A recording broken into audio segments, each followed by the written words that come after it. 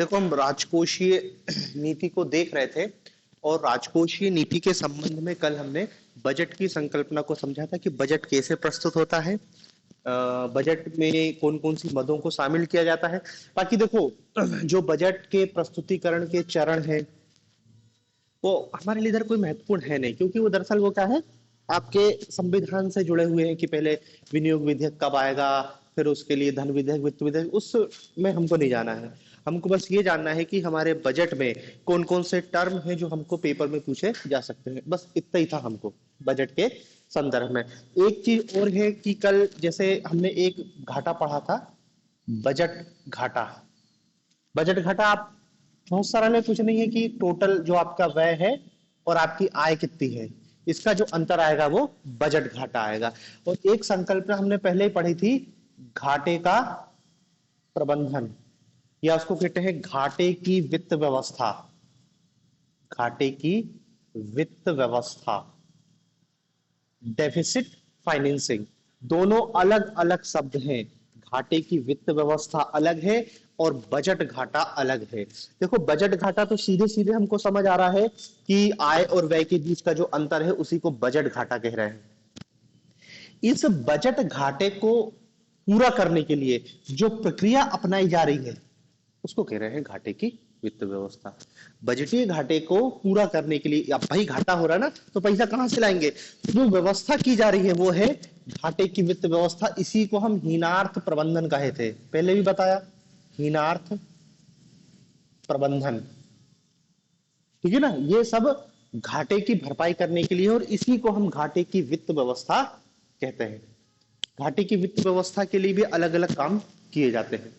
देखो, पहले तो हमने बताया सरकार हीनार प्रबंधन करती थी, लेकिन फिर क्या है, आरबीआई से डायरेक्ट कर्जा लेने लगी, जिसको हमने क्या बोला था, वेज एंड मींस एडवांस बोला था, कि 3 महीने की जरूरतों के लिए कर्जा ले लेती है। और ये है तो जो घाटे की प्रक्रिया को पूरा करने, घाटे को पूरा करने के लिए जो प्रक्रिया अपनाई जाती है उसे कहते हैं हम डेफिसिट फाइनेंसिंग या फिर हीनार्थ प्रबंधन। और ये भी बताया था कि हीनार्थ प्रबंधन के अंतर्गत सरकार कुछ नहीं कर्जा लेती है, आंतरिक स्रोत से लेगी या बाह्य स्रोत से लेगी, या फिर क्या है, कुछ करेंसी छापेगी, ऐसा कुछ करती है। नहीं तो डायरेक्ट आरबीआई से उधार ले लेती है, जिसको वेज एंड मींस एडवांस कहते हैं। ठीक है ना, तो ये दोनों के बीच थोड़ा सा अंतर याद रखना। यदि घाटे की वित्त व्यवस्था पूछेगा तो आपको हीनार्थ प्रबंधन के बारे में बताना पड़ेगा। तो बजट घाटा तो सिंपल ही है। अब देखो, इसी राजकोषीय नीति के अंतर्गत, जैसे राजकोषीय नीति का एक टूल था बजट, हमने बजट की संकल्पना को समझा। इसी राजकोषीय नीति का एक और टूल है टैक्सेशन, करारोपण। करारोपण या कर प्रणाली, टैक्स स्ट्रक्चर, करारोपण। करारोपण या टैक्स प्रणाली। पहली बात तो आपके जो सिलेबस में लिखा है वो लिखा है कि आपको भारत की टैक्स सिस्टम और एक अच्छी कर प्रणाली की विशेषताएं, ये सिलेबस में उन्होंने लिख के दिया है। क्या लिख के दिया है कि अच्छी कर प्रणाली की विशेषताएं, प्रत्यक्ष कर, अप्रत्यक्ष कर, सब्सिडी, नगद लेन देन और राजकोषीय नीति, ये पूरा हमारा उन्होंने एक यूनिट के रूप में दिया है। मतलब हमको पूरा टैक्सेशन सिस्टम को अच्छे से समझ रहा है कि अच्छे टैक्स सिस्टम की क्या प्रणाली है, डायरेक्ट इनडायरेक्ट टैक्स, सीधा क्वेश्चन पूछा जा सकता है। सबसे पहले तो हमको ये पता होना चाहिए कि ये टैक्स होता क्या है, कर, जिसको हम टैक्स कहते हैं। कर, करारोपण मतलब कर का आरोपण, मतलब टैक्स को लगाना।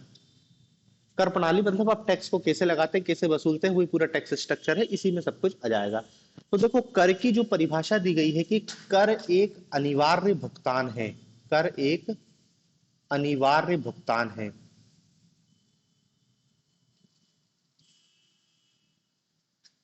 जो बिना किसी लाभ की आकांक्षा के किया जाता है।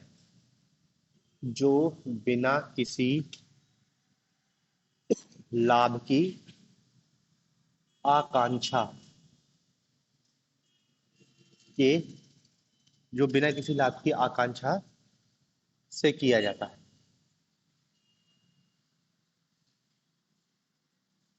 जो बिना किसी लाभ की आकांक्षा से किया जाता है। ठीक है ना। एक अनिवार्य भुगतान है, हर व्यक्ति को टैक्स देना है, हर व्यक्ति को टैक्स देना है। और इस टैक्स के बदले आप सरकार की कॉलर नहीं पकड़ सकते कि मैंने ज्यादा टैक्स दिया है तो मुझे ज्यादा सुविधा चाहिए। सरकार के विवेक के ऊपर है, हो सकता है वो तुमसे टैक्स लेके और गरीबों को सुविधा उपलब्ध कराए, तुमसे टैक्स लेके और गरीबों को सब्सिडी दे, कुछ भी करे, सरकार के ऊपर है, आप कुछ नहीं कह सकते। तो एक ऐसा अनिवार्य भुगतान है जो बिना किसी लाभ की आकांक्षा, मतलब बस दे दो और देके भूल जाओ, देके और भूल जाओ, और प्रत्येक व्यक्ति के लिए अनिवार्य भुगतान है, उसी को हम टैक्स कहते हैं। ठीक है, बस यही परिभाषा है टैक्स की, कि एक अनिवार्य भुगतान है जो बिना किसी लाभ की आकांक्षा के किया जाता है। दूसरी चीज देखो, कर के संदर्भ में एक बात याद रखो, ये जो टैक्स है ये आपकी सरकार की प्राणवायु है।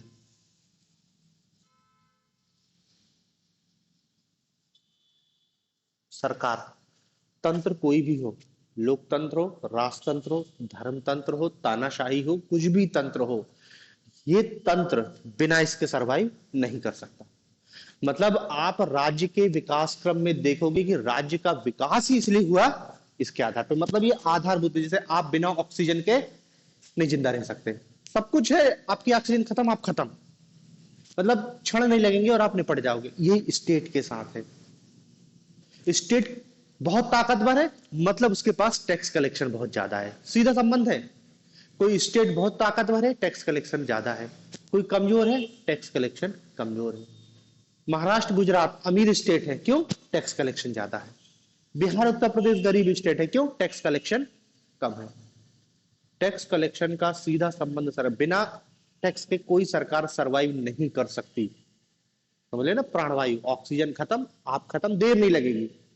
तो कई बार जब सरकार को झुकाने की बारी आती है तो ये मेन पाइपलाइन है, यदि इसको तुम चोक कर दो तो जैसा तुम बोलोगे वैसा होने की स्थिति है। इसलिए देखो, जब भारत की राष्ट्रीय आंदोलन चल रहा था तो नारा दिया गया था, प्रतिनिधित्व नहीं तो कर नहीं।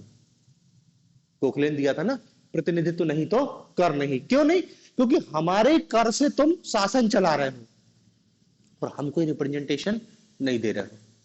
तो चाहे ब्रिटिश गवर्नमेंट हो, चाहे इंडियन गवर्नमेंट हो, चाहे कोई भी गवर्नमेंट हो, बिना करके कोई गवर्नमेंट एक दिन सरवाइव नहीं करेगी, सब खत्म हो जाएगा। ये मेन है, आधार है। कोई भी तंत्र हो, बिना टैक्स के तंत्र, किसी भी प्रकार का तंत्र सरवाइव नहीं कर सकता। अब भले तुम अपनी सुविधा के लिए इसको लोकतंत्र नाम दो, धर्मतंत्र, कोई तानाशाह हो, कोई कुछ भी हो, टैक्स नहीं है तो कोई कुछ नहीं कर पाएगा। टैक्स खत्म मतलब राज्य खत्म, सरकार खत्म, सब कुछ खत्म। ये मेन आधार है। इसलिए सरकार का पूरा फोकस रहता है टैक्स कलेक्शन पे, क्योंकि यदि सरकार के पास टैक्स ही नहीं आएगा तो सरकार जिंदा भी नहीं रह पाएगी। सरकार की प्राणवायु है टैक्स। तो देखो, ये टैक्स की परिभाषा हो गई। अब देखो, ये तो सिंपल सी बात है कि कर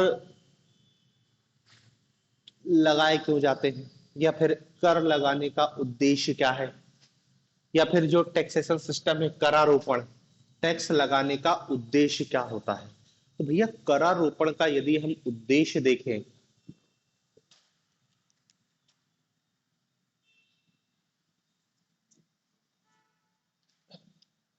टैक्स लगाने का उद्देश्य, सरकार को आय प्राप्त होगी। यदि टैक्स नहीं लगेगा तो सरकार की आय कहां से होगी? सरकार को आय प्राप्त करना, बिना इसके तो सरकार के पास एक रुपया नहीं रहेगा।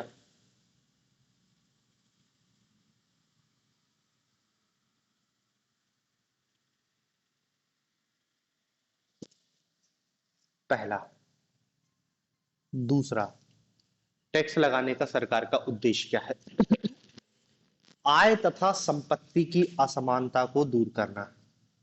आय तथा संपत्ति की असमानता को दूर करना।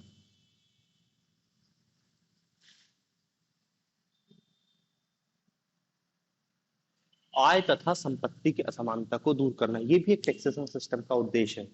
अमीर और गरीब के बीच की खाई को, अमीर से टैक्स लेना और दे देना किसको, गरीब को। देना मतलब क्या है, गरीब के कल्याण में उसको खर्च करना। भाई अमीर लोग के पास बहुत पैसा है, उसको कुछ नहीं चाहिए, ना उसको सरकार से एजुकेशन चाहिए, ना सरकार से हेल्थ चाहिए, किसी प्रकार की मदद नहीं चाहिए, वो बहुत सक्षम है, उसके पास बहुत पैसा है। तो सरकार उससे टैक्स लेगी और किसके हित में खर्च करेगी, जिसको जरूरत है। तो असमानता दूर हो रही ना। तो ये भी एक टैक्स प्रणाली का उद्देश्य होता है। इसको इसी रूप में भी लिख सकते हैं कि उत्पादन के साधनों के आवंटन में परिवर्तन करना। उत्पादन के साधनों के आवंटन में परिवर्तन।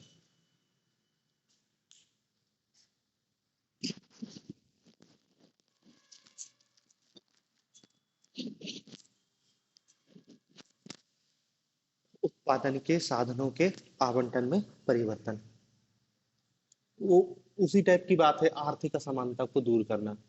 कि जिसके पास ज्यादा संसाधन है उससे संसाधन लेना, और जिसके पास संसाधन नहीं है उस तक संसाधन की पहुंच कराना, इक्वल डिस्ट्रीब्यूशन।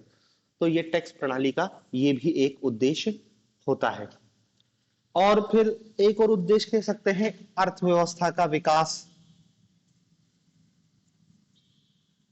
अर्थव्यवस्था का विकास,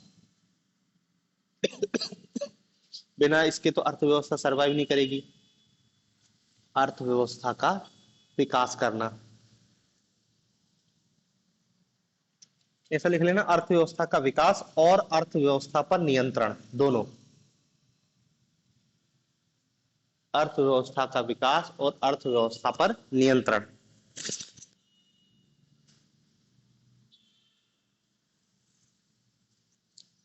एक और बता सकते हैं,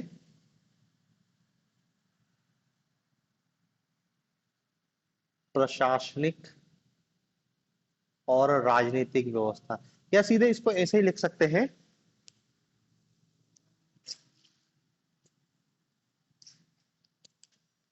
राज्य के अस्तित्व को बनाए रखना। अस्तित्व को बनाए रखना, राज्य के अस्तित्व को बनाए रखना। भाई टैक्स ही नहीं रहेगा तो राज्य ही खत्म हो जाएगा, पहले बताया, प्राणवायु टैक्स राज्य की।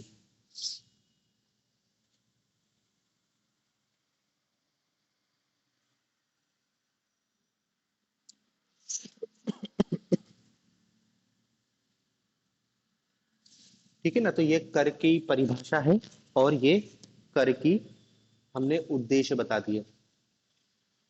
अब इस टैक्स सिस्टम का अर्थव्यवस्था पर क्या प्रभाव पड़ता है। तो देखो, अर्थव्यवस्था पर जो प्रभाव है वो थोड़ा सा आगे अपन को समझ आएगा कि अर्थव्यवस्था को कैसे प्रभावित करता है आपका टैक्स सिस्टम, क्योंकि जिस टाइप का टैक्स सिस्टम रहेगा अर्थव्यवस्था उस रूप में प्रभावित होगी। तो अर्थव्यवस्था के प्रभाव को, अर्थव्यवस्था पर कर प्रणाली का क्या प्रभाव पड़ता है, ये अपन अभी थोड़ी देर से देखेंगे। ठीक है ना। इसमें हमको ये अब देखना है कि कर कितने प्रकार के होते हैं। कर के प्रकार,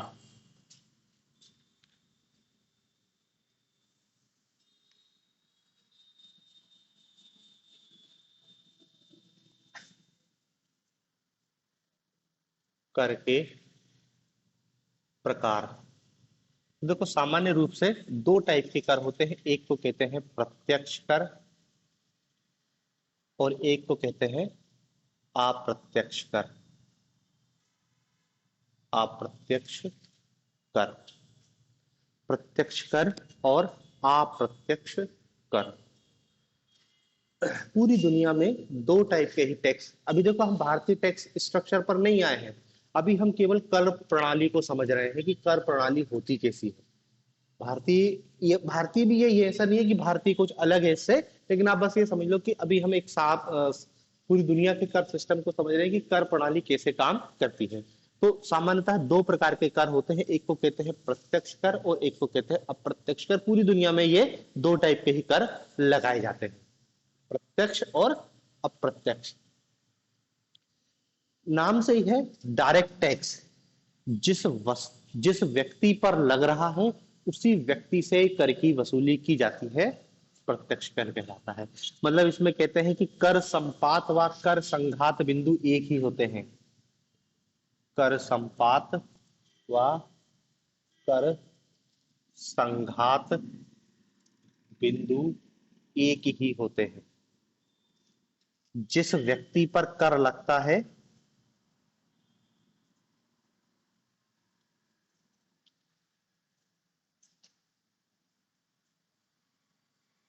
वही, जिस व्यक्ति पर कर लगाया जाता है वही व्यक्ति उस कर को या उससे वसूला जाता है। जिस व्यक्ति पर कर लगाया जाता है उसी से वसूला जाता है, उसी से वसूला जाता है। जिस व्यक्ति पर कर लगाया जाता है उसी से कर की वसूली करते हैं। सिंपल सी बात है। मैं पे सरकार टैक्स लगाएगी तो सरकार वसूल भी में से ही करेगी, उसको कहते हैं डायरेक्ट टैक्स। आप पे टैक्स लगाया, आप ही उस टैक्स को भरोगे, आप ही से वसूली करेगी। पॉइंट आप ही हो, लगने वाला पॉइंट भी आप ही हो और वसूल करने वाला पॉइंट भी आप ही हो। इसको कहते हैं हम डायरेक्ट टैक्स। बहुत सारे डायरेक्ट टैक्स होते हैं, जैसे इनकम टैक्स होता है, आयकर, जिस पे लगता है वही आयकर को जमा करता है, उसी से वसूला जाता है। निगम कर, निगम कर। कॉर्पोरेट टैक्स कंपनियों पे लगता है, जिस कंपनी पे लगता है वही है। संपत्ति कर, और भी बहुत सारे कर भी अपन देखेंगे डिटेल में। अभी तो बस अपन को परिभाषा के रूप में जानना है कि प्रत्यक्ष क्या होता है। अप्रत्यक्ष कर इसका जस्ट अपोजिट है, जिसमें कर संपात व कर संघात, कर संपात व कर संघात बिंदु अलग अलग।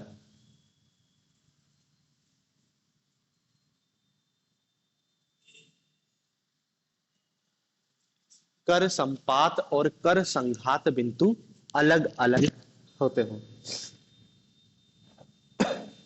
कैसे अलग अलग होते हैं? मतलब जिस व्यक्ति पर लग रहा है, जिस व्यक्ति पर कर लगता है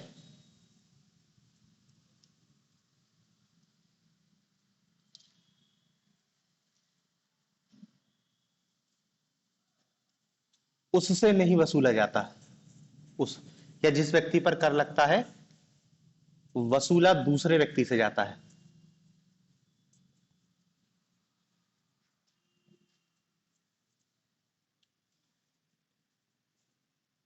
मतलब देखो, वसूलने की बात हो रही है, ऐसा नहीं है कि उसकी कर की भरपाई करेगा। सरकार वसूलेगी दूसरे व्यक्ति से, वो लेगा उस व्यक्ति से, लेकिन सरकार तो किसी दूसरे से वसूलेगी। और इसका सबसे अच्छा उदाहरण है जिसको हम कहते हैं सेल टैक्स, बिक्री कर। हालांकि अब बिक्री कर नहीं कह सकते हैं क्योंकि बिक्री कर को रिप्लेस करके सरकार ने जीएसटी लिया है। GST, goods and service tax, एक प्रकार का अप्रत्यक्ष कर है और ये सरकार व्यापारियों से वसूलती है और व्यापारी जनता से वसूलते हैं। देना आखिर जो व्यक्ति उपभोग करेगा किसी चीज का उसी को देना पड़ेगा, लेकिन वसूलने का बिंदु बदल गया। ऐसा नहीं है कि व्यक्ति को कर ही नहीं देना, उसका कर कोई दूसरा व्यक्ति देगा, कर तो वही व्यक्ति देगा, बस सरकार ने वसूलने का बिंदु बदल लिया। उस सरकार ने किसको बनाया है? व्यापारियों को। और भी बहुत सारे उदाहरण हैं इसके। आपको आप प्रत्यक्ष करके अभी अपन को अलग अलग और प्रकार देखेंगे जब भारतीय कर व्यवस्था को देखेंगे। अभी तो बस आप ये समझ लो कि दो ही आधार हैं पूरी दुनिया में कर के, एक को कहते हैं प्रत्यक्ष कर और एक को कहते हैं अप्रत्यक्ष कर। ठीक है ना? सर्विस टैक्स भी इसी प्रकार का कर होता है।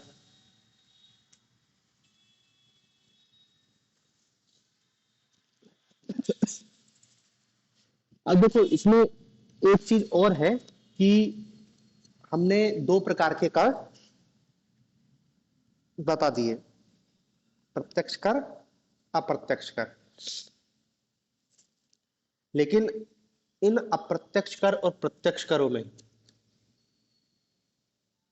तीन चार प्रकार की कर प्रणालियां विकसित हो गई हैं। आपसे क्वेश्चन पूछेगा कि कर कितने प्रकार के होते हैं? दो प्रकार के होते हैं।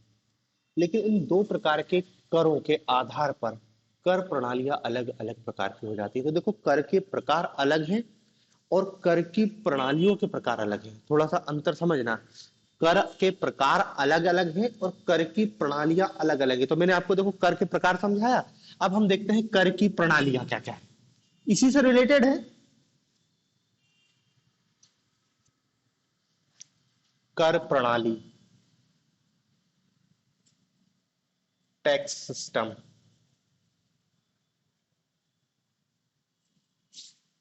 कर प्रणाली, टैक्स सिस्टम। एक होती है प्रगतिशील कर प्रणाली, प्रगतिशील कर प्रणाली, प्रगतिशील प्रोग्रेसिव टैक्स सिस्टम।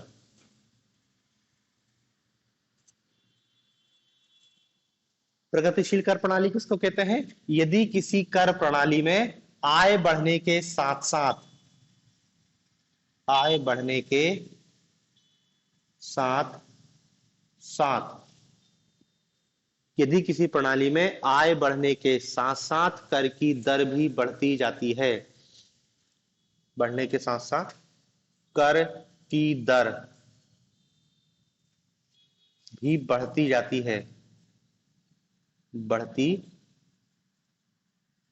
जाती है, तो उस कर प्रणाली को प्रगतिशील कर प्रणाली कहेंगे।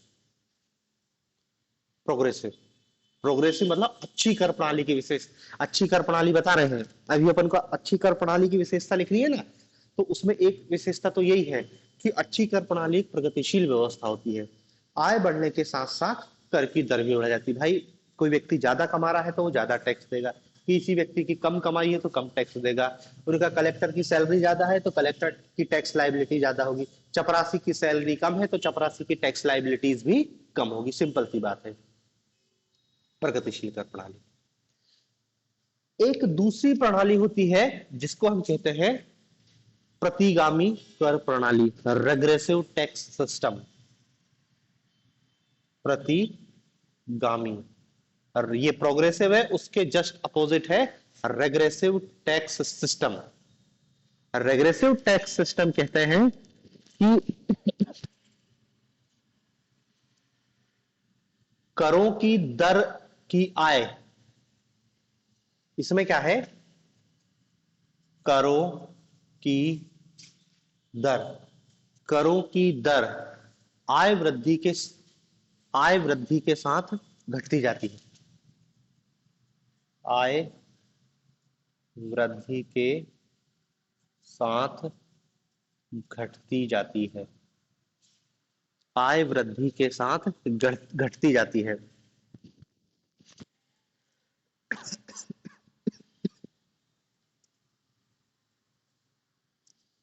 और ये प्रणाली ऐसी प्रणाली हो जाती है जिसमें जो अधिक आय वाला होता है, अधिक आय वाला, उस पर कर की दर कम होती है। अधिक आय वाले पर कर की दर कम, और कम आय वाले पर, कम आय वाले पर कर की दर अधिक होती है, मतलब उल्टा, प्रोग्रेसिव के उल्टा। प्रोग्रेसिव में आय बढ़ने के साथ साथ व्यक्ति की लाइबिलिटीज बढ़ता रही है। चपरासी की सैलरी कम है तो चपरासी को टैक्स कम देना है, कलेक्टर की सैलरी ज्यादा है तो कलेक्टर को टैक्स ज्यादा देना है। अब प्रत्यक्ष में उल्टा है, कलेक्टर का टैक्स कम है और चपरासी का टैक्स ज्यादा है। ऐसी कर प्रणाली को रेग्रेसिव टैक्स सिस्टम कहते हैं। अब सवाल है कि ऐसी टैक्स सिस्टम क्यों है कि जिसमें गरीबों का नुकसान है? दोनों चीज होती है टैक्स प्रणाली में। अभी हम भारत में जब कर प्रणाली देखेंगे तो प्रगतिशील भी कर व्यवस्था है और प्रतिगामी कर व्यवस्था भी है, दोनों लक्षण हमको दिखाई देंगे। भाई इनकम टैक्स एक टाइप का प्रगतिशील कर कहा जाता है, इनकम टैक्स एक टाइप का प्रगतिशील कर कहा जाता है। आपकी 3 लाख से कम आय है तो आपको कोई टैक्स नहीं देना। जैसे आपकी आय बढ़ जाएगी, आप 7 लाख रुपए तक ऊपर पहुंच गए तो आपको 10% टैक्स देना है। फिर आपकी आय 10 लाख रुपए सालाना से ऊपर हो गई तो आपको 20% टैक्स देना है। फिर आपकी आय और बढ़ गई तो आपको 30% टैक्स देना है। फिर आपके ऊपर सेस भी लगेगा और भी बहुत सारी चीजें हैं। तो इनकम टैक्स एक टाइप की प्रोग्रेसिव है। जो इनडायरेक्ट टैक्स होता है उसको हम प्रतिगामी कहते हैं। जैसे भारत में जैसे सेल टैक्स होता है या फिर जैसे जीएसटी है, जीएसटी में भी पढ़ेंगे। देखो जीएसटी को ये बनाने का प्रयास किया गया है, ये है जीएसटी, लेकिन जीएसटी का जब स्ट्रक्चर पढ़ते हैं तो ये एक विशेषता बताई गई है कि जीएसटी जो अप्रत्यक्ष कर एक टाइप की प्रतिगामी कर व्यवस्था होती है। इनडायरेक्ट टैक्स एक टाइप की प्रतिगामी कर व्यवस्था है, लेकिन जीएसटी के माध्यम से उसको प्रगतिशील बनाने का प्रयास किया गया है। जब जीएसटी पढ़ेंगे तब समझ आएगा कि कैसे उसको किया गया है। भाई प्रगतिशील और प्रतिगामी में अंतर यह है, अपोजिट है एक दूसरे के। ये जो प्रतिगामी कर व्यवस्था है, जैसे जो अपन अप्रत्यक्ष कर कह रहे हैं, अप्रत्यक्ष कर बहुत हद तक पूरा तो प्रतिगामी नहीं है, लेकिन इसका झुकाव इसी तरफ है। ये अमीर गरीब का भेद नहीं करता है। उनने कहा कि टाटा नमक मुकेश अंबानी लेने जाएगा तो भी 25 रुपए का 1 किलो, और गरीब आदमी लेने जाएगा तो भी 25 रुपए का 1 किलो। हो सकता है सरकार ने नमक पे 10% टैक्स लगाया तो मुकेश अंबानी से भी सरकार 2.5 रुपए वसूलेगी और गरीब आदमी से भी 2.5 रुपए टैक्स के रूप में वसूली करेगी। अमीर गरीब का भेद नहीं है, जो जितना है उतना टैक्स देना पड़ेगा। हालांकि इसमें हमने लिखा है कि अमीर से कम वसूल रहे हो, गरीब से ज्यादा वसूल रहे हैं। वो इसलिए लिखा है क्योंकि जो प्रतिगामी कर व्यवस्था में इनडायरेक्ट टैक्स है उसमें यही दिखाई देगा कि ये वाला हिस्सा ज्यादा टैक्स देता है, ऊपर वाला टैक्स हिस्सा कम देता है। जैसे भी हम जीएसटी पढ़ेंगे, जीएसटी कलेक्शन में देखेंगे तो जीएसटी कलेक्शन का डाटा आया है कि जो ऊपर का भारत का रिचेस्ट तबका है वो जीएसटी में बहुत कम कलेक्शन दे रहा है, नीचे का गरीब आदमी जीएसटी में कलेक्शन ज्यादा दे रहा है। वो एक अलग चीज है, अपन पढ़ेंगे। अभी तो बस आपको ये समझना है, दो टाइप की आपको या तो सीधे कर प्रणाली को लेकर क्वेश्चन पूछा जाएगा, या तो वो 3 नंबर में पूछ लेगा कि प्रगतिशील कर प्रणाली क्या होती है और प्रतिगामी कर प्रणाली क्या होती है। फिर एक और तीसरे टाइप की कर प्रणाली होती है जिसको कहते हैं प्रोपोर्शनल टैक्स सिस्टम। तीसरा आनुपातिक कर प्रणाली, प्रोपोर्शनल टैक्स सिस्टम, आनुपातिक या समानुपातिक कर प्रणाली।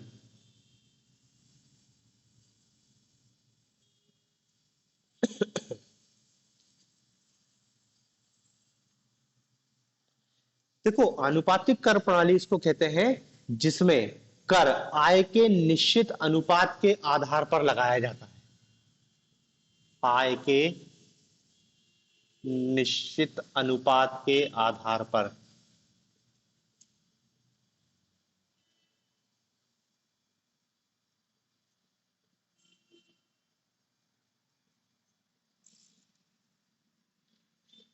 जिसमें कर आय के निश्चित अनुपात के आधार पर लगाया जाता है। देखो प्रगतिशील कर व्यवस्था में क्या लिखा, आय बढ़ने के साथ साथ कर की दर भी बढ़ जाती है।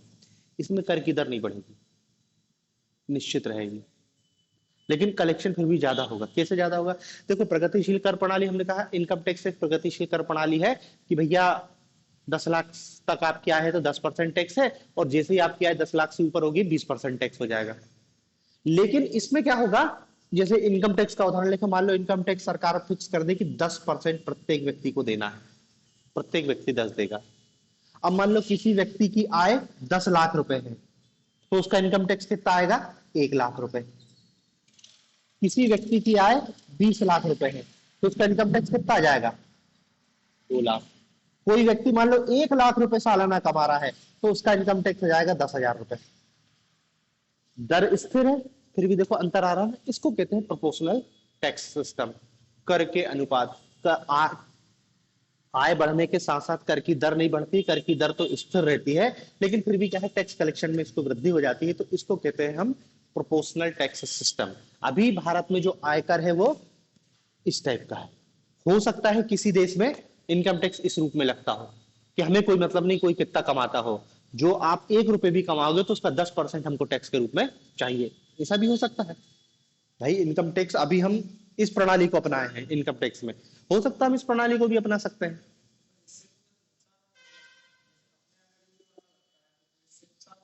इससे नुकसान है ना, इसलिए तो हमने इसको अपनाया है।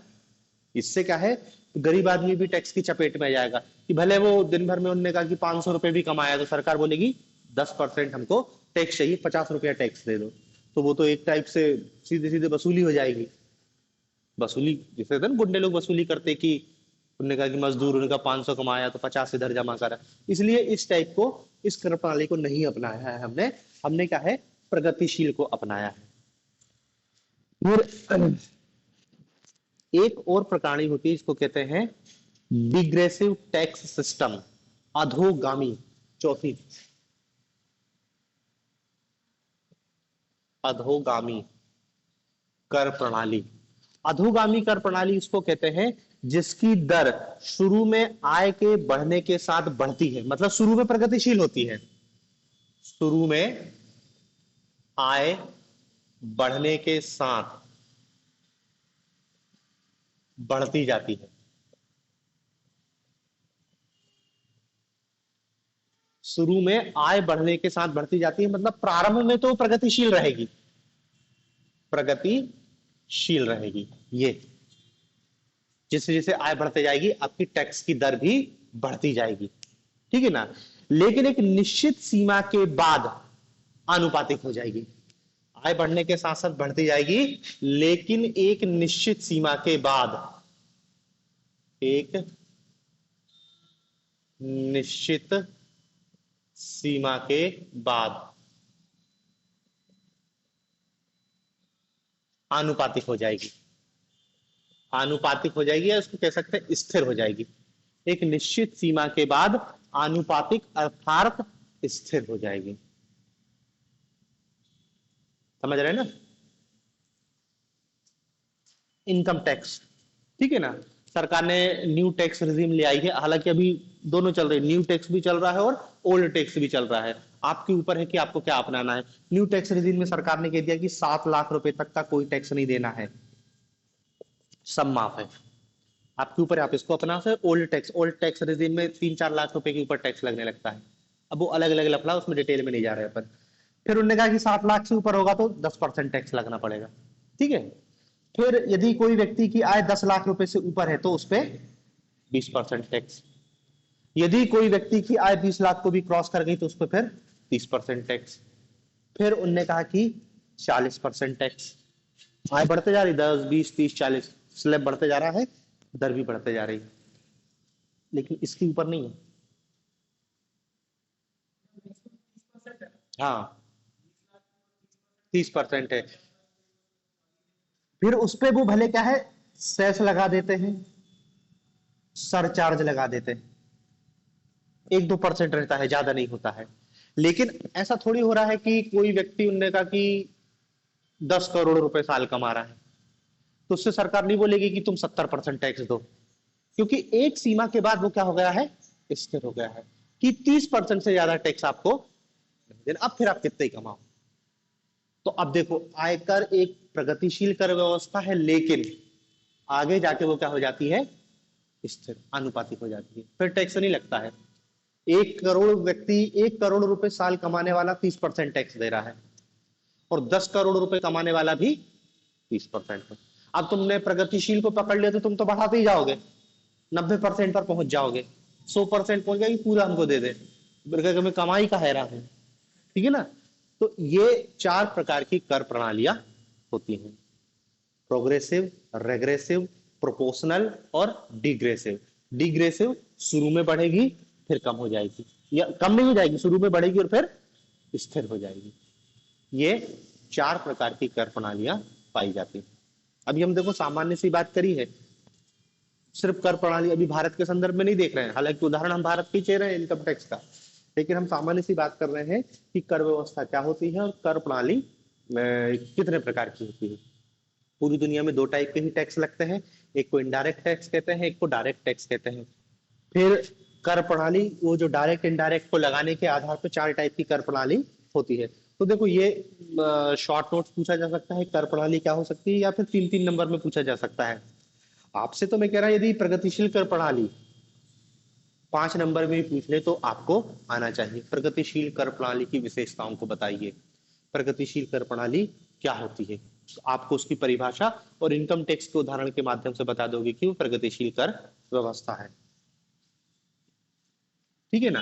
तो देखो, कर लगाने के उद्देश्य, कर के प्रकार और कर प्रणालियों के प्रकार को हमने देखा है।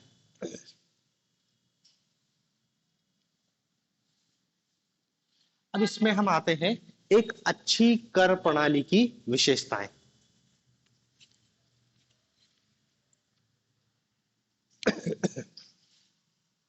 एक अच्छी कर प्रणाली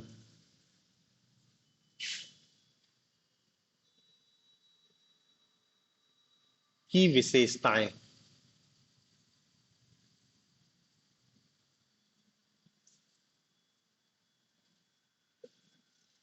एक अच्छी कर प्रणाली की विशेषताएं, characteristic of good tax system. मतलब देखो यहां पर यह बताया जाएगा कि एक आदर्श कर प्रणाली कैसी होनी चाहिए। मॉडल टैक्स सिस्टम, एक अच्छी टैक्स सिस्टम की क्या विशेषताएं होनी चाहिए। तो देखो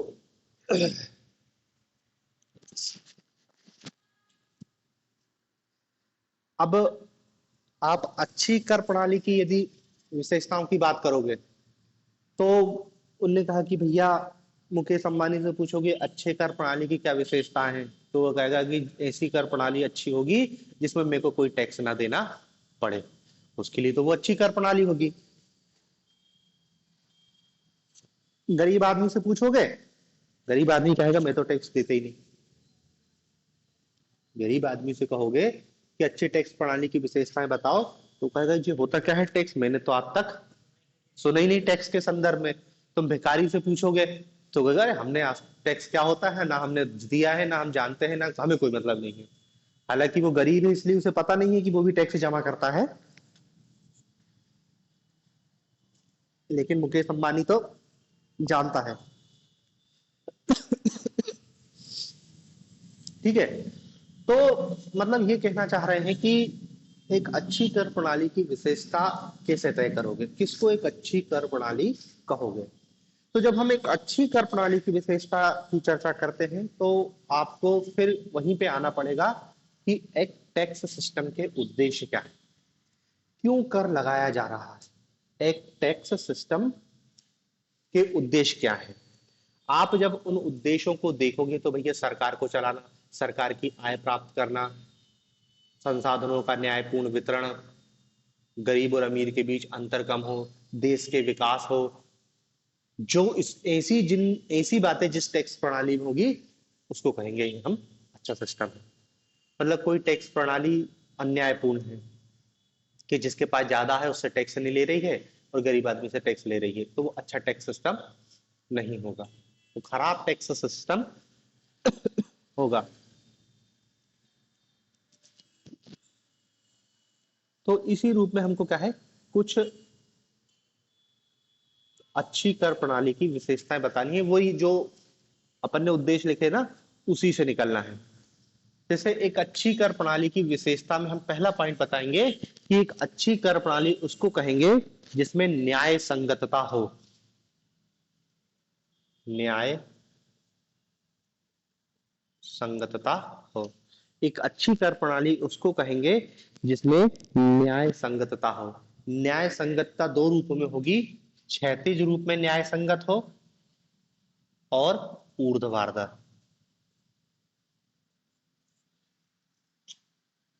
क्षैतिज रूप में न्याय संगत हो और ऊर्ध्वाधर रूप में न्याय संगत हो।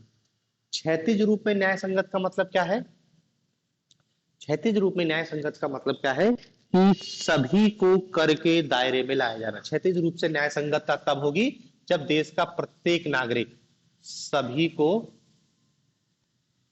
कर के दायरे में लाया जाए। पहला, सभी को, प्रत्येक व्यक्ति को टैक्स देना है, क्योंकि देखो यदि टैक्स से देश का विकास होता है तो हम चाहेंगे ना कि प्रत्येक व्यक्ति टैक्स दे।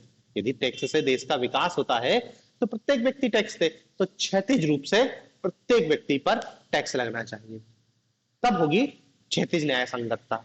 ऊर्ध्वाधर न्याय संगतता तब होगी जब अमीरों पर कर का भार ज्यादा हो और गरीबों पर कम हो।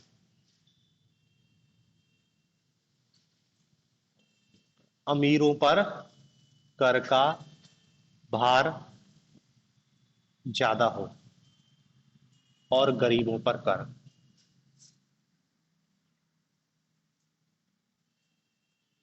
टैक्स सिस्टम में ऊर्ध्वाधर न्याय संगतता तब आ पाएगी जब अमीर आदमी ज्यादा टैक्स भर रहा हो और गरीब आदमी कम टैक्स भर रहा हो।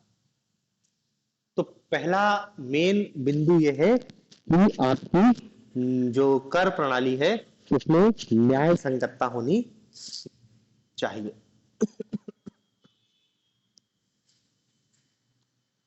दूसरा इसमें हम देखेंगे कि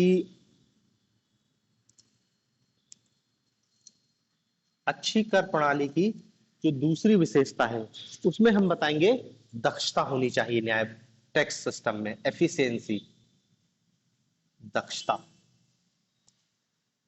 मतलब आप जो टैक्स इकट्ठा कर रहे हैं उस इकट्ठा करने में खर्च कम, मतलब न्यूनतम खर्च पर अधिकतम राजस्व की प्राप्ति होनी चाहिए।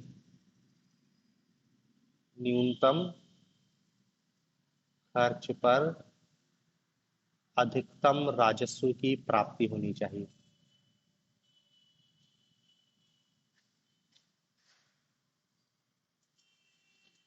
न्यूनतम खर्च पर अधिकतम राजस्व की प्राप्ति हो।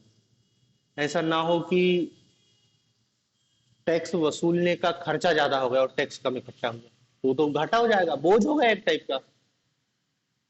आपने इतने कर्मचारियों की नियुक्ति कर दी, उसमें इतनी लाल फीताशाही, इतना भ्रष्टाचार हो गया कि खर्चा ज्यादा हो गया, टैक्स कलेक्शन कम हो गया।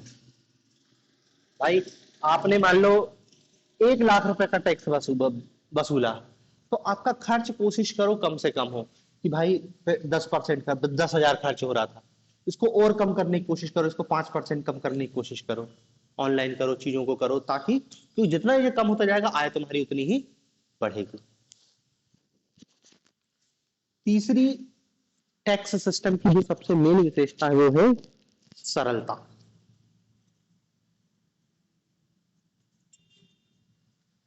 टैक्स सिस्टम जितना सरल होगा कर की चोरी उतनी कम होगी।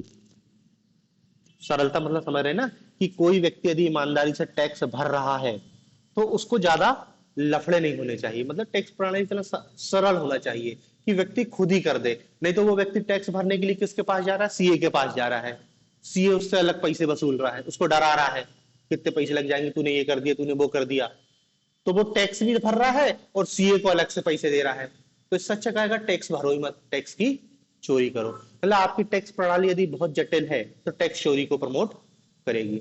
इसलिए सरकार क्या है, देखो लगातार प्रयास कर रही है कि टैक्स प्रणाली सरल की जाए, ऑनलाइन चीजों को किया जाए, व्यक्ति स्वयं अपना टैक्स भर दे, ऐसी टैक्स प्रणाली को स्थापित करने का प्रयास किया जा रहा है।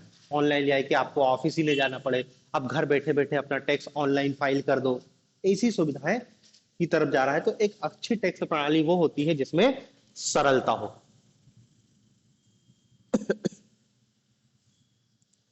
चौथी विशेषता है एक अच्छी कर प्रणाली उसको कहेंगे जिसमें लोचशीलता या लचीलापन हो। लोचशीलता या लचीलापन। लोचशीलता या लचीलापन से क्या कहना चाह रहे हैं कि एक अच्छी कर प्रणाली उसको कहते हैं जिसमें आवश्यकता अनुसार करों की दरों में वृद्धि और कमी होती रहती है। आवश्यकता अनुसार करों की दरों में वृद्धि या कमी होती है। लोचशीलता, फ्लेक्सिबिलिटी होनी चाहिए, फ्लेक्सिबिलिटी। करों की दरों में आवश्यकता अनुसार इस प्रकार परिवर्तन होता रहता है कि आर्थिक प्रणाली पर कोई प्रभाव नहीं पड़ता और राजस्व में भी, राजस्व जो कलेक्शन है उसमें भी कमी नहीं आती। तो ये लोचशीलता उसकी एक विशेषता है। पांचवी अच्छी कर प्रणाली विशेषता है पारदर्शिता।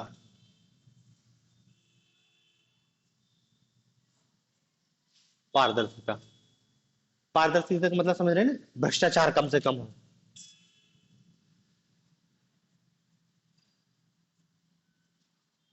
व्यक्ति को पता हो कि मेरे ऊपर टैक्स लाइबिलिटीज कितनी आ रही है, आसानी से वो कैलकुलेट कर सके, आसानी से टैक्स जमा कर सके, पता हो कि इतनी तारीख तक टैक्स जमा करना है, ऐसा करना है, एक एक चीज क्लियर होनी चाहिए। जितना ज्यादा पारदर्शी होगा भ्रष्टाचार उतना कम हो जाएगा।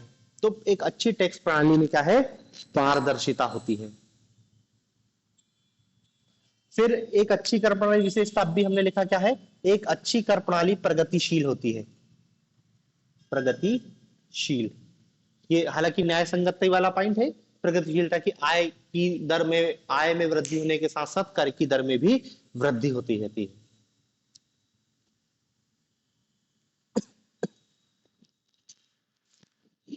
फिर और विशेषता क्या बता सकते हैं, एक अच्छी कर प्रणाली, देखो ये 5-6 पॉइंट बहुत है, लेकिन फिर भी अपन को और 7-8 पॉइंट कर देते उसको।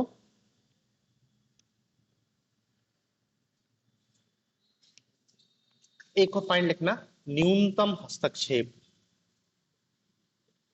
न्यूनतम हस्तक्षेप। न्यूनतम हस्तक्षेप से क्या कहना चाह रहे हैं कि सरकार को इस प्रकार के कर लगाने चाहिए कि लोगों, मतलब सरकार का हस्तक्षेप बहुत कम हो। ये जो न्यूनतम हस्तक्षेप की बात कर रहे हैं, सरकार का हस्तक्षेप की बात कर रहे हैं कि सरकार का कम से कम उसमें दखल होना चाहिए, मार्केट के आधार पर सब कुछ तय होना चाहिए, सरकार का दखल कम से कम हो। एक अच्छी कर प्रणाली में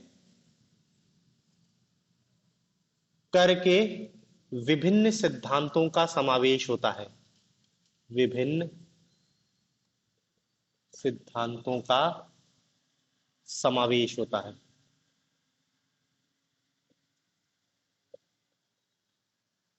एक अच्छी कर प्रणाली में कर के विभिन्न सिद्धांतों का समावेश होता है, समझ रहे हैं ना।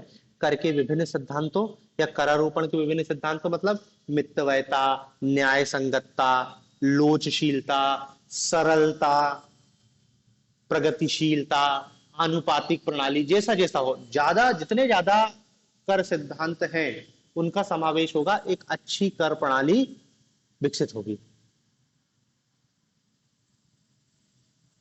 ठीक है ना। फिर एक और पॉइंट बता सकते हैं कि एक अच्छी कर प्रणाली उस प्रणाली को कहेंगे जिसमें जो अधिकतम सामाजिक लाभ की प्राप्ति होती है, अधिकतम सामाजिक लाभ की प्राप्ति होती है। मतलब सिर्फ कर का उद्देश्य ये नहीं होना चाहिए कि सरकार की आय बढ़ रही है, कर ऐसा होना चाहिए, कर सिस्टम ऐसा होना चाहिए कि वो एक टाइप से सोशल वेलफेयर को बढ़ावा देता हो। तो ये कुछ एक अच्छी कर प्रणाली की विशेषताएं हैं, इतने बिंदु हमको दिखाई देने चाहिए एक अच्छी कर प्रणाली के अंतर्गत। ठीक है ना। आपको क्वेश्चन आएगा सीधे सीधे, एक अच्छी कर प्रणाली विशेषताओं को समझाइए, यही 8-7 पॉइंट आप बता देंगे, और भी बहुत सारे पॉइंट है, अपने लिए से काफी है।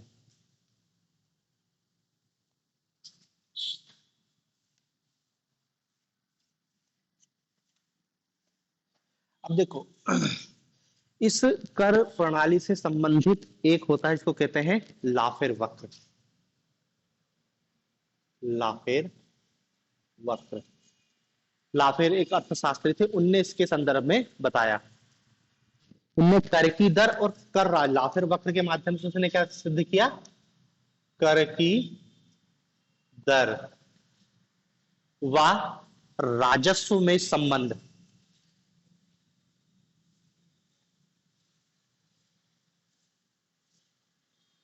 कर की दर व राजस्व में संबंध।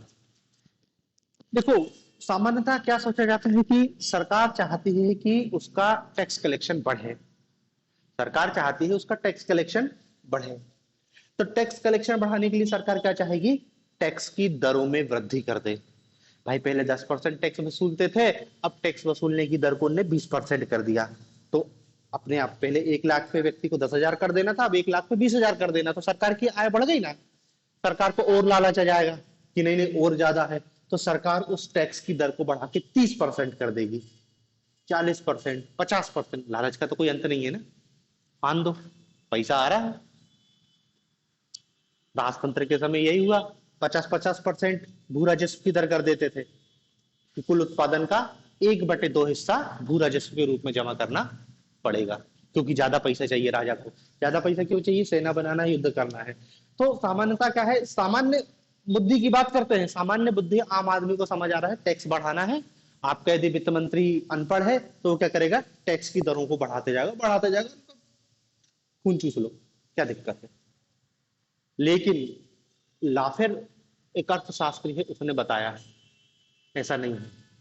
आप कर की दरों को बढ़ाते हो, एक स्थिति में, एक स्थिति तक ही टैक्स कलेक्शन में वृद्धि होगी। एक बिंदु वो आएगा जब टैक्स कलेक्शन में कमी होगी। मतलब आपकी 10% टैक्स था, 1 लाख रुपए में आपको 10,000 रुपए की प्राप्ति होती थी, आपने उठा के 20% कर दिया, आपकी आय हो गई 20,000 रुपए का राजस्व मिलने लगा। आपका लालच और बढ़ा, आपने 30% कर दिया, 30,000 की प्राप्ति हो गई, आपको मजा आ गया, आपने उठा के टैक्स दर को 50% कर दिया। उन्होंने कहा अब 50,000 की प्राप्ति होगी। 50,000 की जगह प्राप्ति कितनी हुई? 5,000 की। समझ रहे ना? जब टैक्स की दर 10% थी तो टैक्स कलेक्शन कितना? 10,000 मिल रहा है। टैक्स की दर 50% हो गई, टैक्स कलेक्शन गिर के हो गया 5,000 रुपए। ये तो 5% वसूली हो रही है। ये समझा है लाफेर ने कि हमको टैक्स की दर में देखना है कि अधिकतम कितनी हो सकती है, एक बिंदु तक ही अधिकतम राजस्व वसूलेगा। यदि देखो आपको राजस्व में वृद्धि करनी है तो इस पॉइंट को, ये जो चीज है टैक्स रेट में इंक्रीज, एक सीमा तक ही करोगे, इसके बाद आपको दूसरे टूल अपनाने पड़ेंगे। ये खत्म है, आप नए व्यक्तियों को टैक्स के दायरे में लाओ। आप यदि इसी को बढ़ाते रहोगे तो आपका खेल खत्म हो जाएगा एक दिन। तो यही समझाया था लाफेर वक्र, उसी को कहते हैं लाफेर वक्र। की लाफेर नामक अर्थशास्त्री ने यह बताया कि कर की दर में वृद्धि कर राजस्व में वृद्धि होती है। क्या बताया? कि कर की दर में वृद्धि से कर राजस्व में वृद्धि होती है, लेकिन यह वृद्धि एक सीमा तक ही होती है, उसके पश्चात राजस्व में कमी आने लगती है। समझ रहे हैं ना? क्या बताया लाफेर ने? लाफेर ने यह बताया कि कर की दर में वृद्धि से कर राजस्व में वृद्धि हो गई। ये आपकी कर की दर है और ये आपका कर राजस्व है। ठीक है ना? ये कर की दर है, ग्राफ में मैंने समझा, ये कर राजस्व है। आपने 10% रखा था तो इतना टैक्स मिलता था, यहां पे आपने 10% रखा, इतना टैक्स मिल रहा था। ये आपने उठा के टैक्स की दर को 20% किया है, कर की दर में वृद्धि हो गई। आपने उठा के 30% कर दिया और वृद्धि हो गई, आप फिर भी नहीं मारे, आपने उठा के 40% कर दिया, कर राजस्व में कमी आएगी। तो एक निश्चित बिंदु तक ही राजस्व में वृद्धि होती है, और यदि उसके बाद भी कर की दर को बढ़ाया जाएगा तो राजस्व में कमी आने लगेगी। मतलब हम टैक्स रेट को एक निश्चित सीमा तक ही बढ़ाएंगे, यदि बहुत ज्यादा बढ़ा देंगे तो जो टोटल रेवेन्यू है वो घट जाएगा। तो बस हमको ये अधिकतम बिंदु, अब यही तो दिमाग की बात है कि किस सीमा तक टैक्स स्लैब को बढ़ाया जाए, किस सीमा तक टैक्स स्लैब को बढ़ाया जाए। क्योंकि देखो यदि बहुत ज्यादा टैक्स रहेगा तो व्यक्ति फिर क्या है, टैक्स की चोरी करना चालू कर देगा, काम करना बंद कर देगा। भाई देखो, अब अभी तो तुम लोग बेरोजगार हो तो तुमको तो फर्क नहीं पड़ता टैक्स ज्यादा लगे कम लगे, लेकिन जो व्यक्ति पैसा कमा रहा है उससे पूछो कि उसके कलेजे पे क्या गुजरती है, कितना भीषण उसका टैक्स कटता है। बेचारा साल भर में मान लो 10 लाख रुपए कमा रहा है, साल भर में 10 लाख रुपए कमा रहा है। 10 लाख में 80,000 रुपये महीना, 12 × 96 लगभग 9,60,000, 10 लाख। तो सरकार कहेगी 10% तो क्या तू दे, हमको दे दे, इनकम टैक्स दे दे। 1 लाख रुपए तो उसका ये चला गया, चला गया। फिर इस व्यक्ति को 9 लाख मिले, 1 लाख तो टैक्स में चला गया, बचे उसके पास 9 लाख रुपए। ठीक है, अब इस 9 लाख को वो खर्चा कर रहा है। मान लो वो साल भर में, साल भर की बात कर रहे हैं, साल भर में 50,000 का पेट्रोल जला रहा है, 50,000 का पेट्रोल जला रहा है। बड़ी बात नहीं, 50,000 का पेट्रोल कार होगी तो 50,000 का पेट्रोल जला दे रहा है। 50,000 का पेट्रोल जला रहा हो, पेट्रोल पे सरकार 50% टैक्स की वसूली कर रही है। मतलब पेट्रोल तो उसको 25 का ही दिया, 25,000 उससे क्या ले लिया, टैक्स ले लिया। ठीक है ना, इनकम टैक्स वो डायरेक्ट वो तो चला गया, इधर पेट्रोल। फिर अब भाई वो नौकरी पानी कर रहा है तो वो मूवी देखने जाएगा और रेस्टोरेंट में खाना खाएगा। साल भर में उनने कहा कि वो 10 बार रेस्टोरेंट गया था, हजार हजार रुपए का बिल बना, 10,000 रुपए, और सरकार जीएसटी वसूल रही है रेस्टोरेंट पर 18%। तो 10,000 का 18%, मतलब 1,800 रुपए तो उसने, जब उसने खाना खाया है तो उसका टैक्स दे दिया है सरकार को। फिर वो पिक्चर देखने जा रहा है, पिक्चर पे भी सरकार 50% की टैक्स वसूली है। 200 रुपए की टिकट ली है तुमने तो 100 रुपए सरकार ने ले लिया। तो साल भर में मानो 10 पिक्चर देखने जाता है तो 1,000 रुपए तो सरकार उससे पिक्चर पे टैक्स वसूल लेती है। हर चीज पे भाई वो किराने का खर्चा करेगा जाके, उसने आटा खरीदा, तेल खरीदा, गेहूं खरीदा, चावल खरीदा, साल भर में मान लो वो 1 लाख रुपए इन पे खर्च करता है। उसका भी अपन यदि सब पे अलग अलग स्लेब है, यदि 18% मान ले जीएसटी की दर, तो लगभग 18,000 रुपए तो उसका किराने पे खर्चा हो जाएगा। फिर वो बीमार पड़ता है, दवाई लेने जाता है, दवाई पे फिर जीएसटी देता है। अभी तो सरकार तैयारी कर रही है एजुकेशन सेक्टर पे भी जीएसटी इंपोर्ट थोपने की, कि वहां से भी जीएसटी की वसूली की जाएगी। तो जब ये व्यक्ति घर में फिर हिसाब लगाता है कॉपी पेन लेके, और इसमें देखो इसने कोई बड़ी खरीदी नहीं करी। यदि वो बड़ी खरीदी करता है, मान लो 10 लाख की कार ले लेता है, तो कार तो 7 लाख की है, 3 लाख उसको सरकार टैक्स के रूप में देना पड़ेगा 28% में। वो कार में भी अलग अलग है, कार की साइज के हिसाब से टैक्स की स्लेब बढ़ जाती है। 4 मीटर तक कार रहेगी तो अलग टैक्स स्लेब है, 4 मीटर से ज्यादा हो जाएगी तो टैक्स स्लेब अलग हो जाएगी। इसलिए बहुत सारी कंपनियां कार सस्ती रखने के लिए छोटी कार, 4 मीटर कॉम्पैक्ट टैक्स भी बनाएंगे, छोटी कार टैक्स कम है। अब जब वो व्यक्ति हिसाब लगाएगा कि मैंने साल भर में 10 लाख कमाया, 4 लाख तो मैंने टैक्स दे दिया, 4 लाख तो मैंने सिर्फ टैक्स के रूप में चले गए। यदि 4 लाख टैक्स के रूप में चले गए, मतलब उसकी 5 महीने की सैलरी, 12 महीने वो काम कर रहा है, 5 महीने सरकार को दे दे रहा है, 7 महीने की सैलरी उसके पास बच रही है। उसी 7 महीने की सैलरी से उसको सारा खर्चा निकालना है। ये तो टैक्स के रूप में गया, साल भर का टैक्स जोड़ोगे आप तो ये तो टैक्स के रूप में चला गया, बचता है 7 लाख। उसका तो दिमाग खराब होगा ना। अब मान लो वो 10 लाख रुपए कमा रहा है, अब वो थोड़ा सा उद्यमशील वाला व्यक्ति है और सोचता है कि मैं थोड़ा सा और मेहनत करूं, पैसा कमाऊं और ज्यादा। 10 लाख कमाता था, उसने मेहनत करी। भाई मान लो ये दुकान चलाता था, ये दुकान को 12 बजे खोलता था और रात के 9 बजे बंद कर देता था। अब इसको लगा कि नहीं, मेरे को और मेहनत करनी चाहिए। ये सुबह 8 बजे से दुकान खोलता है और रात के 11 बजे तक ड्यूरेशन बढ़ा दिया। ड्यूरेशन बढ़ाएगा तो उसकी आय बढ़ेगी। अब उसकी अगले साल आय बढ़ गई 15 लाख रुपए। ठीक है, सरकार आ जाएगी और अब बोलेगी क्या, 30% टैक्स दे। तो 15 तिया 45 सीधा चला जाएगा। फिर वो सोचेगा कि मैंने इतनी मेहनत करके पैसा कमाया, मुझे क्या मिला। भाई पहले मैं 10 कमाता था तो 20%, 2 लाख की टैक्स लाइबिलिटीज होती थी। अब मैं 15 कमाने लगा तो सरकार ने मेरे से 30% इनकम टैक्स की वसूली कर ली। तो व्यक्ति क्या होगा, कहेगा सो घर में, घर में सो ना, क्या जरूरत है उद्यमशीलता, इतनी मेहनत करने की जरूरत क्या है, इतनी मेहनत करके मैं पैसा कमा रहा हूं, सरकार में से टैक्स वसूल ले रही है। तो वो फिर व्यक्ति क्या है, हतोत्साहित होगा, मैं क्यों मेहनत करूं। क्योंकि एक चीज ये भी होती है कि मान लो व्यक्ति इतना टैक्स पे कर रहा है, उसके बदले में सरकार उसको कुछ सुविधा दे, सुविधा दे, सुविधा दे कि भाई सड़कें अच्छी मिल रही हैं उसको, महंगाई नहीं है, उसके बच्चे मुफ्त में स्कूल जा रहे हैं, उसको हेल्थ फैसिलिटी मुफ्त मिल रही है, उसको लॉ एंड ऑर्डर अच्छा मिल रहा है, तो भी उसको फिर भी समझ आ सकता है कि चलो सरकार पैसा ले रही है लेकिन टेंशन तो नहीं है। लेकिन यहाँ पे सरकार पैसा भी ले रही है, उसको सुविधा के नाम पे कुछ भी नहीं दे रही, फिर उसका खून खोलता है और इसलिए वो टैक्स चोरी करता है, इसलिए वो टैक्स चोरी करता है। तो जिस दिन आप पैसा कमाने लगोगे ना, आप भी टैक्स चोरी करने लगोगे। उन्होंने कहा कि टैक्स चोरों की लिस्ट आती है, उन्होंने कहा कि पनामा पेपर में अमिताभ बच्चन का नाम है। तो हमको लगता है अमिताभ बच्चन टैक्स चोरी कर रहा है, करेगा ही। 80 साल की उम्र हो रही है अमिताभ बच्चन की, बेचारा सुबह 6 बजे से उठ के 11 बजे तक मेहनत कर रहा है, पैसा कमा रहा है।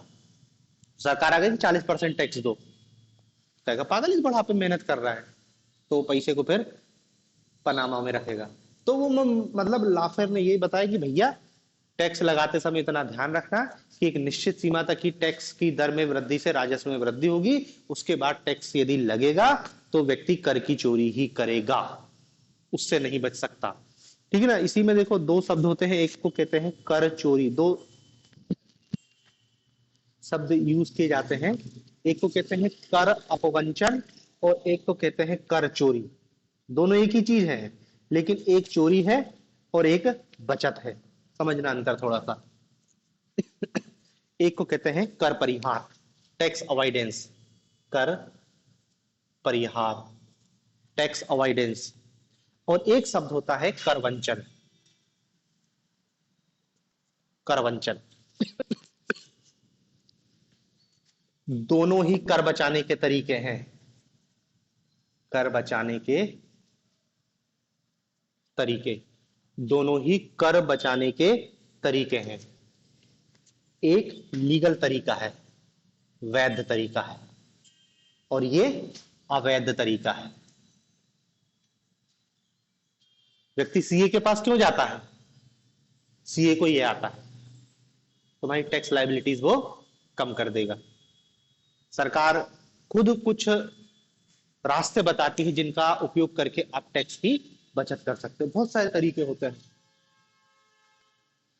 आयकर अधिनियम में अलग तरीके हैं कि आप यदि साल भर में पीपीएफ में निवेश कर रहे हो, 1.5 लाख रुपए तक की छूट मिल जाती है। आपने इंश्योरेंस कराया है, उसमें कुछ छूट मिल जाती है। फिर यदि आपकी आय हिंदू अनडिवाइडेड फैमिली, ये भी एक बहुत बड़ा टैक्स बचाने का तरीका होता है। हिंदू हिंदू अविवाहित फैमिली, अविभक्त हिंदू परिवार से यदि आपकी आय हो रही है, संयुक्त हो रही है आपकी आय, तो सरकार उसमें से टैक्स छूट देती है। जैसे बहुत सारे तरीके होते हैं जो आपको सीए बताता है, जिससे आप क्या है, कर परिहार का लीगल लीगल तरीका है कर बचाने का, कर परिहार, टैक्स अवॉइडेंस। ये आता है फिर इलीगल तरीका, कि आप टैक्स बचाना चाह रहे हो लेकिन लीगल तरीकों को नहीं अपना रहे हैं, तो इसी को फिर शुद्ध हिंदी में कहते हैं कर की चोरी। कर वंचन ही कर चोरी है। यदि गैर कानूनी तरीके से कर को बचाया जाए तो वो जो तरीका है वही कहला रहा है कर वंचन या कर की चोरी। आपने सरकार को टैक्स देने से बचा लिया। आपकी 10 लाख आई थी, सरकार को बताया ही नहीं कि मेरे को 10 लाख आए हैं, जब बताया ही नहीं तो पूरा टैक्स बचा लिया, तो वही हो गया आपका ब्लैक मनी। ब्लैक मनी की परिभाषा भी यही है कि जिस पैसा में टैक्स नहीं दिया, आपका वो ब्लैक मनी है। ब्लैक मनी ऐसा नहीं है कि 2 नंबर की पैसे जब कमाता है तभी ब्लैक मनी। यदि जिस पैसे पे सरकार को टैक्स नहीं दिया, सरकार उसको ब्लैक मनी की गिनती में लाएगी। और बस सरकार का काम यही है कि व्यक्ति को कर परिहार के लिए सरकार प्रोत्साहित करती है और कहती है कि इन तरीकों पे, जो पूरा आपका टैक्स डिपार्टमेंट है इसी को पकड़ता है कि कहां कर चोरी करी है। और शायद ही कोई व्यक्ति होगा, उद्योगपति होगा, जो कर की चोरी नहीं करता। इसलिए जब ईडी का छापा पड़ता है तो फिर वो पता करते हैं कहां से आई हुई है। उन्होंने कहा ये तुमने नहीं बताया, ये तुमने नहीं बताया। इनकम टैक्स का छापा पड़ता है, ये देखते साल भर में तुमको इतनी आई, तुमने इतना बताया। फिर जो अंतर रहता है उसकी टैक्स लाइबिलिटीज उनको जमा करनी पड़ती है। तो ये दो शब्द होते हैं, कर परिहार और एक कर वंचन। एक और दो शब्द होते हैं टैक्स से रिलेटेड ही हैं, एक को कहते हैं सेस, सेस उपकर, और एक को कहते हैं सरचार्ज, अधिभार, अधिभार, सरचार्ज और अधिभार। देखो जो सेस है वो किसी कर के ऊपर लगता है, किसी कर के ऊपर लगता है।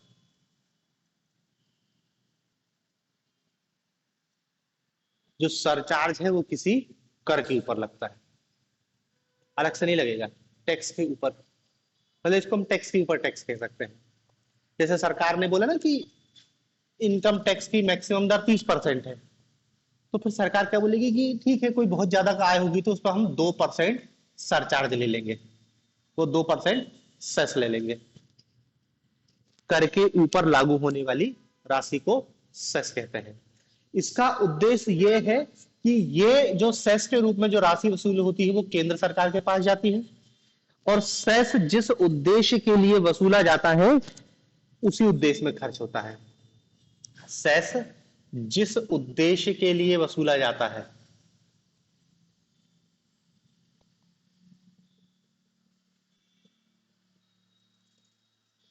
उसी उद्देश्य के लिए खर्च होता है। आप विभिन्न प्रकार के सेस की वसूली देखोगे। सरकार एजुकेशन सेस लेती है, स्वच्छ भारत सेस ले लेगी, कोल सेस ले लेती है, कई बार सरकार के ऊपर है। बस पूरा पैसा कहां जाएगा? सेंट्रल गवर्नमेंट के पास। और जिस काम के लिए, जैसे सरकार ने कहा एजुकेशन सेस 2%, तो एजुकेशन सेक्टर में ही खर्च करना अनिवार्य है, अन्य क्षेत्र में खर्च नहीं कर सकते। जबकि जो अधिभार है, अधिभार भी कर के ऊपर ही लगता है, अधिभार अलग से नहीं लग रहा, वो भी कर के ऊपर ही लगेगा। लेकिन अधिभार में क्या है? सरकार स्वतंत्र है, स्वतंत्र है, कहीं भी खर्च करे, उसमें उसको हिसाब नहीं देना है कि कहां खर्च किया। किसी भी सरचार्ज की वसूली करके किसी भी सेक्टर में खर्च कर सकती है, ठीक है ना। और ये दोनों केंद्र सरकार के पास ही जाते हैं, राज्य सरकार को कुछ नहीं देना पड़ता है। बाकी जितना टैक्स केंद्र सरकार वसूलती है ना, अभी अपन देखेंगे, राज्य सरकार को उसमें हिस्सेदारी देनी पड़ती है। लेकिन सेस और सरचार्ज, इसलिए केंद्र सरकार कई बार टैक्स में ज्यादा वृद्धि नहीं करती है। क्या करती है? सेस लगा दो, सरचार्ज लगा दो। क्यों? पूरा पैसा खुद की जेब में आना, राज्य सरकार को कुछ नहीं देना। उनका जीएसटी की दर 28% है, उस पर 2% सेस और लगा दिया, तो वो कहां जाएगा? सीधे सेंट्रल गवर्नमेंट जाएगा। स्टेट गवर्नमेंट इसका विरोध करेंगे कि तुम यार टैक्स की स्लैब बढ़ाओ ना, सरचार्ज बढ़ाने से, सेस बढ़ाने से हमको तो कुछ मिल नहीं रहा है।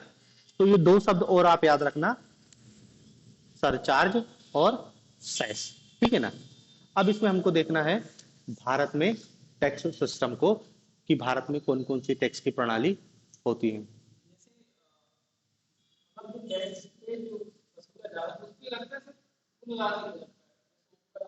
हाँ,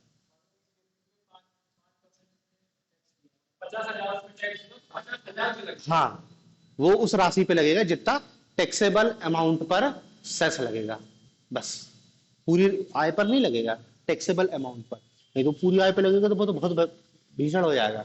मतलब जैसे 30% है, किसी की आय 1 लाख रुपए है तो 30,000 उसका इनकम टैक्स हो गया। फिर इस पे 2% उनने सेस लगा दिया, तो 3 गुना 6,000 रुपए और, तो टोटल इसकी टैक्स लाइबिलिटीज कितनी हो गई? 36,000 रुपए। ये सेस और सरचार्ज है, ठीक है ना। आगे इसमें अपन अब कल देखेंगे।